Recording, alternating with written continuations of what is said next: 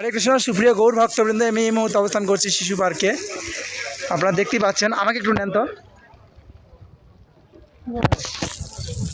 আমি শিশু পার্কে আছি।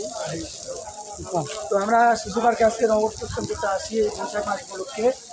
1 মাস ব্যাপী এটা নগর সংকীর্তন চলবে, মাসব্যাপী ব্যাপী। আপনাদের এই মিনি ব্লগে আপনাদের স্বাগত জানাচ্ছি আমরা। হরে কৃষ্ণ। সামনে নেই ভক্তদেরকে, তো সবাইকে ব্লগে স্বাগত। শিশু পার্ক থেকে আমি যুক্ত হয়েছি আপনাদের সঙ্গে।